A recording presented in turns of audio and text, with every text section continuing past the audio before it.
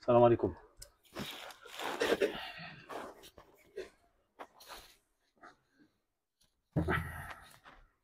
الله أكبر الله أكبر الله أكبر الله أكبر أشهد أن لا إله إلا الله أشهد أن لا إله إلا الله أشهد أن محمدا رسول الله أشهد أن محمدا رسول الله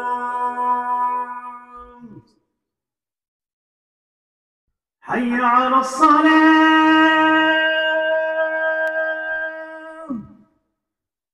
حي على الصلاة حي على الفلاح حي على الفلاح الله أكبر الله أكبر لا إله إلا الله الحمد لله نحمده ونستعينه ونستهدي ونستغفره ونؤمن به ونتوكل عليه ونعوذ بالله من شرور أنفسنا ومن سيئات أعمالنا من يهده الله فلا مضل له ومن يضلله فلا هادي له ونشهد أن لا إله إلا الله وحده لا شريك له وأشهد أن محمدا عبده ورسوله sallallahu alayhi wa sallam. Mes frères, la khutbah de Jumu'ah d'aujourd'hui, elle est capitale, vitale et primordiale. Écoutez bien, c'est très important ce que je vais dire dans cette thématique.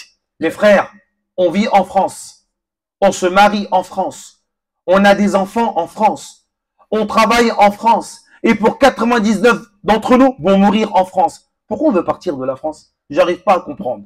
Pourquoi on veut faire la hijra? Pourquoi on veut partir? On a tout construit. Nos parents, ils ont tout construit, mes chers frères. Regardez ce que Allah tabaraka wa ta'ala dit dans le Coran. Et c'est très important. Surat, écoutez bien, 23.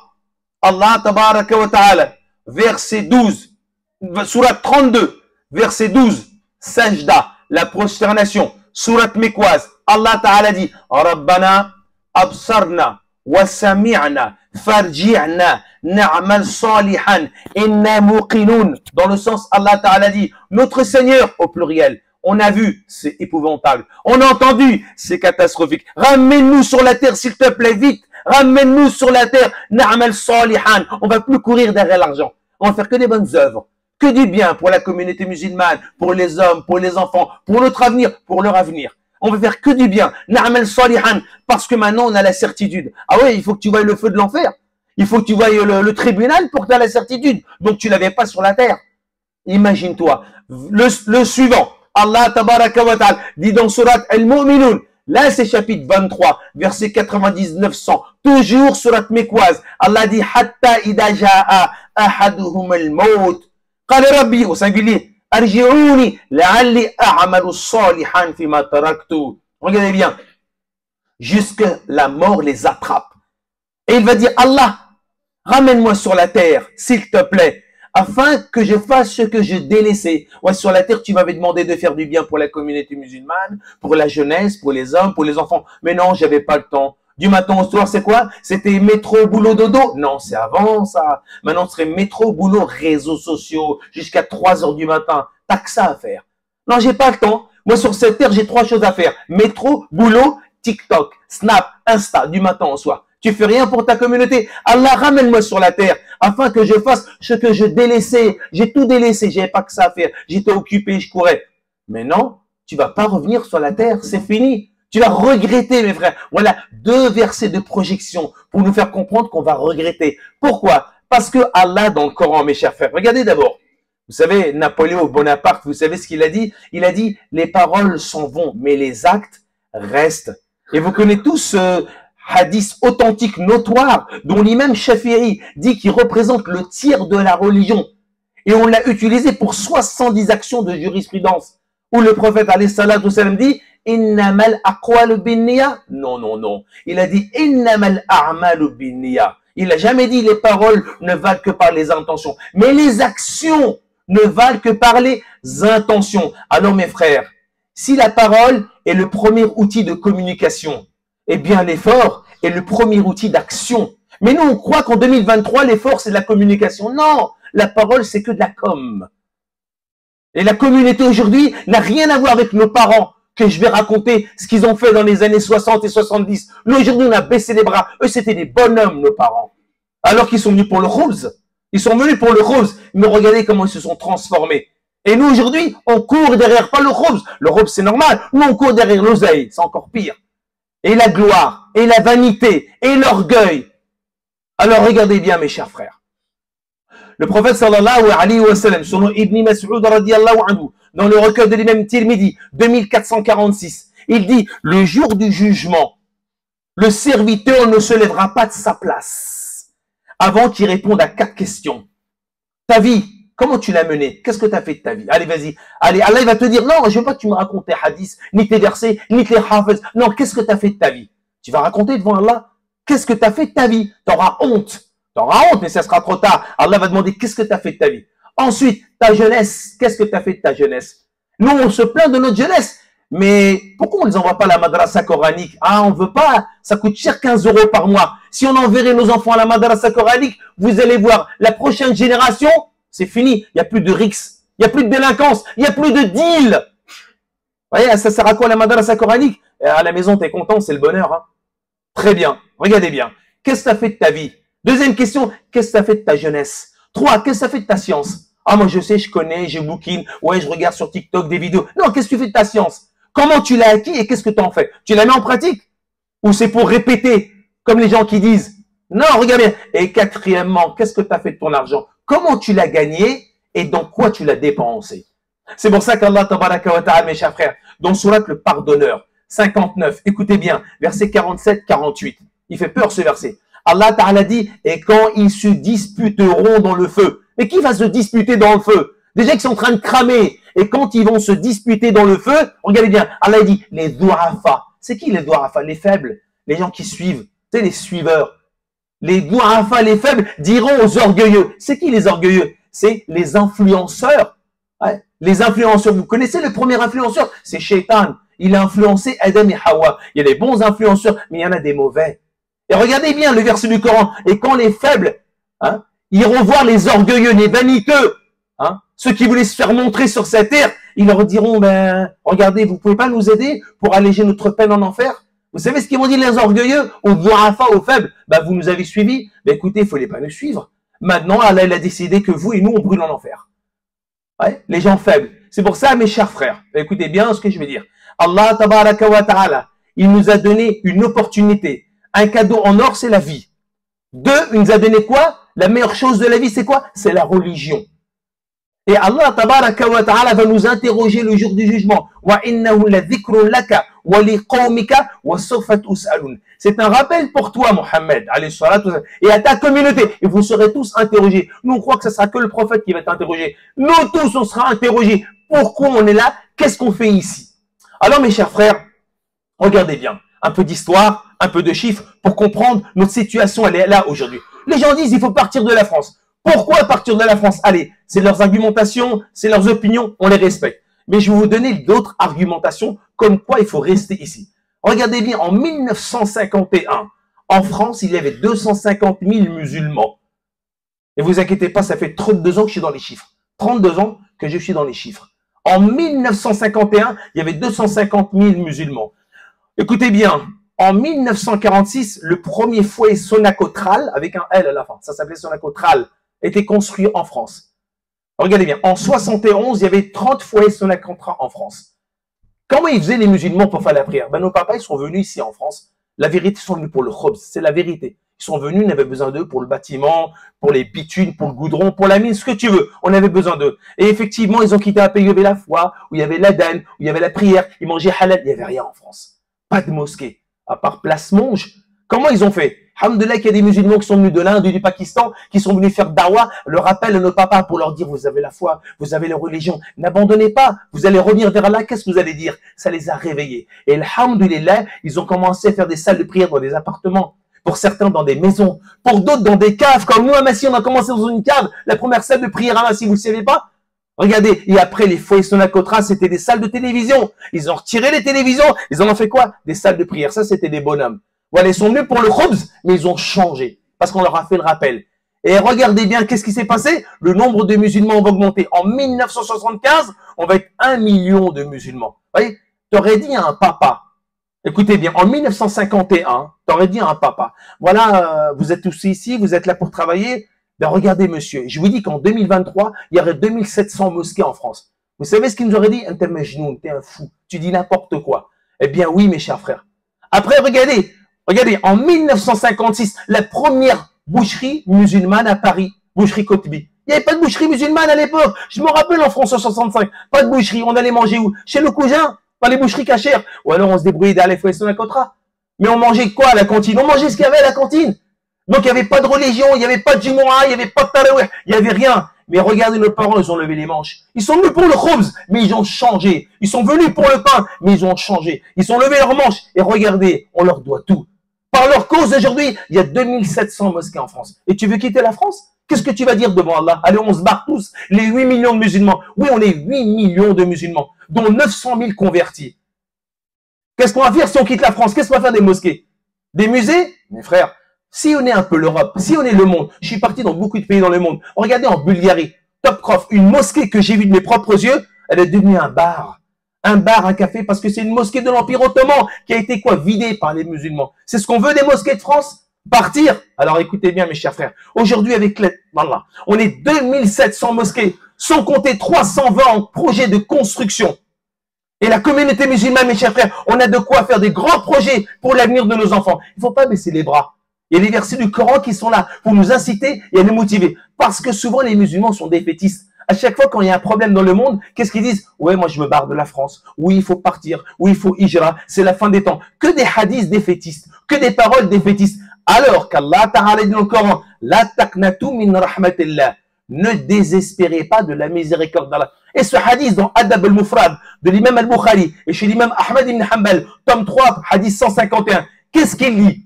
Le prophète alayhi salatu wassalam a dit, si l'heure arrive, l'heure, la fin des temps, et que quelqu'un a une jeune bouture dans sa main, une jeune pousse, ben qu'il la plante avant que l'heure ne se lève. Ben nous, c'est pas logique. Si c'est la fin du monde dans un mois, on va tous dans les mosquées, on démissionne et puis on fait le dhikr d'Allah. On n'a rien compris. En fin de compte, on veut la fin du monde avant la fin du monde. Le prophète alayhi salam dit, si l'heure arrive et que quelqu'un peut planter une pousse de carottes, de salade, de ce que tu veux, avant que l'heure ne se lève, plante-la. Vas-y, travaille. On doit travailler jusqu'au dernier jour. Et peu importe quand est-ce que ça sera, ça veut dire que ce hadith nous fait montrer que mes frères, quoi qu'il arrive dans le monde, qu'on soit éprouvé ou non, on doit avancer. J'ai créé la mort et la vie pour vous éprouver, pour voir qui d'entre vous va se rester s'asseoir, qui va œuvrer. Amilou, 134 fois dans le Coran, il y a le verbe agir. À 24 fois dans le Coran, Allah vous informera de ce que vous faisiez. La communauté musulmane demain, si on s'en va, qu'est-ce qu'on va laisser? Vous savez ce qu'on va laisser? Je vous le dis. En France, écoutez bien, il y a 24 000 kebabs. Masha'Allah, plus de 400 millions de kebabs sont consommés. Ça fait 4 milliards 200 millions d'euros. On abandonne cette économie? En France, il y a 11 500 pizzerias. 881 millions de pizzas sont consommées. 2,5 milliards d'euros. On abandonne tout ça? Le plus grand marché au monde, c'est Rungis. Le chiffre d'affaires annuel, c'est 10 milliards d'euros. Rentrez, vous allez voir qui sont les acheteurs. 90% c'est la communauté musulmane. Donc on va être la cause de fermer Rungis. Mes frères, il faut lever les manches, travailler. On sait que pleurer. Quand on a une épreuve, les musulmans ils pleurent. C'est pourquoi? Parce que ça fait 40 ans que les dossiers sont sur la table avec de la poussière et personne ne veut lever les manches et travailler pour agir pour notre communauté. Où sont les centres aquatiques? Où sont les centres de ski? Où sont les auberges de jeunesse pour nos enfants? Où sont les centres de scouts? Non, on sait que pleurer quand on est éprouvé. Et quand l'épreuve elle est finie, allez, on recourt vers la dunya. C'est un truc de malade. Quand on est éprouvé, on pleure, on n'est pas content, on sait parler. Ah, on est champion dans la communication. Mais dans l'action, on n'est pas là. Pour aller au charbon, il n'y a personne. Vous voyez? Donc, mes chers frères, Allah va nous interroger le jour du jugement. On est là, on reste là et on va bosser pour nos enfants. On va bosser pour notre communauté. Regardez la communauté anglaise, 27 ans que j'ai en Angleterre. Regardez la communauté musulmane. La communauté musulmane, chaque année, injecte 31 milliards d'euros dans l'économie britannique. Qui a construit la plus grande tour d'Europe, Shah? Qui l'a financé? Mais la communauté musulmane, la finance musulmane. Qui a financé, écoutez bien, les Jeux Olympiques de Londres, le village olympique, la communauté musulmane. Qui a financé, écoutez bien, la rénovation urbaine de Londres, la communauté musulmane. Nous, non, on n'est pas là financièrement. On n'est pas là sur terrain. On est, à part faire un peu de ikram, un peu de donner de manger et un peu prier, on sait que ça. Wallah, c'est, nos parents, s'ils étaient vivants, ils pleureraient. On a construit les mosquées, on est venu pour le pain, on a fait des travaux de malade, et vous faites quoi aujourd'hui? Voilà, vous êtes sur TikTok du matin au soir. La religion, c'est que sur TikTok. Où sont les madrasas? Où sont les mosquées? Rien pour nos enfants. Donc, mes chers frères, cette khutbah Jumu'ah, c'est pour nous faire comprendre que ce qui nous arrive, c'est de notre faute. Parce que ça fait des années, 40 ans, qu'on dort. Eux, ils ont 100 ans d'avance sur nous en Angleterre. Et à chaque fois, on a les mêmes... Non, mes frères, la réplique, elle est simple. Lève tes manches, mouche ta chemise et travaille pour la religion d'Allah. Subhanakallah bihamdik, nashhadu an la ilaha illa ant, nastaghfiruka wa natubu ilayk. بسم الله الرحمن الرحيم الحمد لله نحمده ونصلي على رسول الكريم صلى الله عليه وسلم. Allah tabaraka wa ta'ala dans le Coran, surat At-Tawbah, le désaveu, chapitre 9, le repenti, surat médinoise, verset 105. Allah ta'ala dit wa quli a'malu fasayyalallahu a'malakum wa rasuluhu wal mu'minun fasaturadduna ila alimil ghaibi wash shahadati fayunabbi'ukum bima kuntum ta'lamun. Non, ta'malun. Allah il dit œuvrez, mouillez la chemise, levez les manches, travaillez, bon sang cette communauté. Allah dit, travaillez, œuvrez, car Allah va voir vos œuvres. Même le prophète et même les croyants, il vous informera de ce qu'il y a dans le monde visible et invisible, et vous informera de ce que vous faisiez sur la terre. Ouais, c'est pas la peine, tu pourras pas endormir Allah, c'est impossible.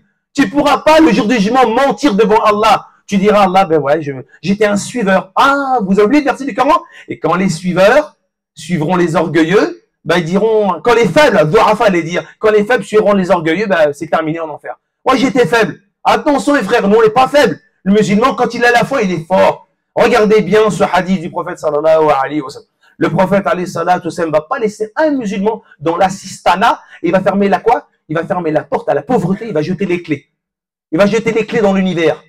Dans le recueil d'Imam Nasai, Abu Daoud, Tirmidhi, Muslim, Bukhari, Anas radiyallahu raconte qu'un jour un homme pauvre arrive devant le messager de Dieu sallallahu alayhi wa sallam, lui dit, ô messager d'Allah, j'ai faim.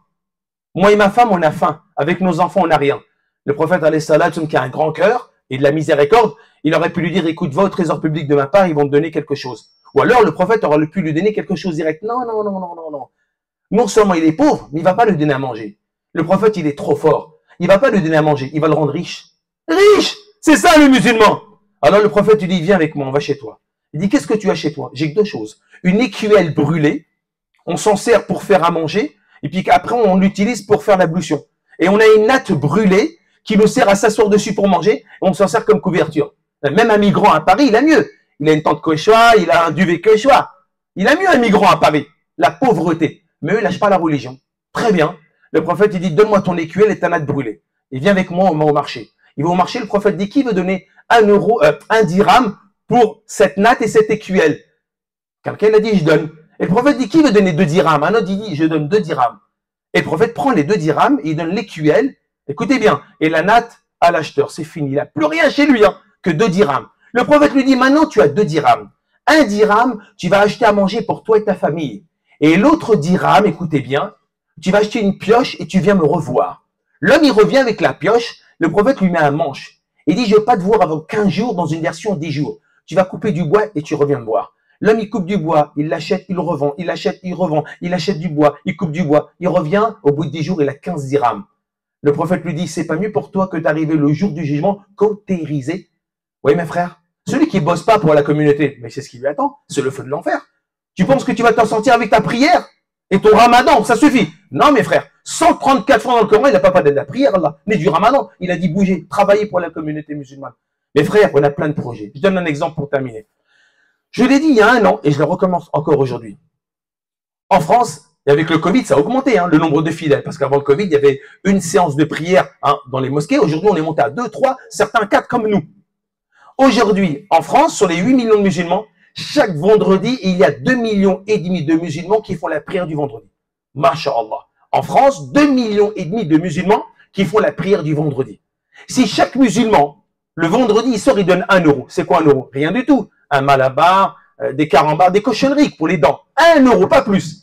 Ok, ça fait 2,5 millions d'euros. On crée une association, d'accord, avec des comptables, d'accord, des commissaires en compte, pour que vraiment il y ait une probité.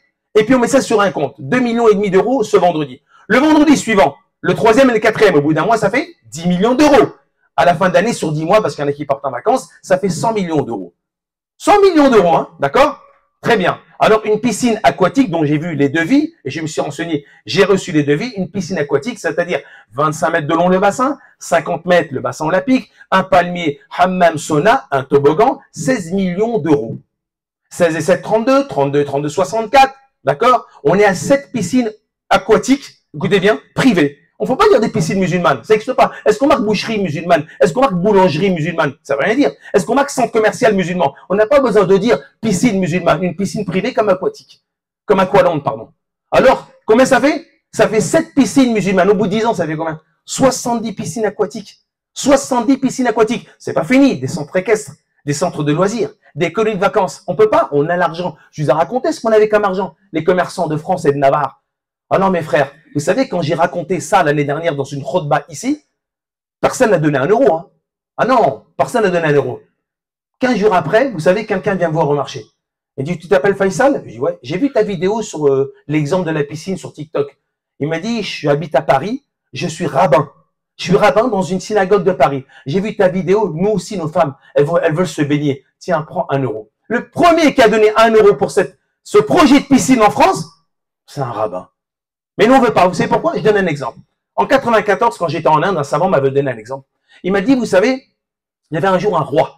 Et ce roi, il avait une piscine qui était vide, qui fait 60 000 litres d'eau.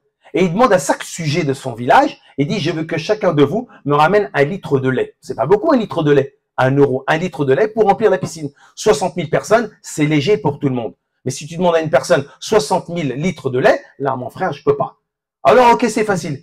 Et puis, il y a un qui s'est dit chez lui, mais qu'est-ce que t'en penses? Tout le monde va ramener du lait. Si je ramène une bouteille d'eau, ça va se voir? Ça va pas se voir. Alors lui, il a ramené une bouteille d'eau. Et puis, quelqu'un chez lui, il a dit, moi aussi, je vais ramener une bouteille d'eau parce que ça va pas se voir. Et en fin de compte, toute la journée, tout le monde a ramené de l'eau. À la fin de la piscine, c'était pas du lait, c'était de l'eau.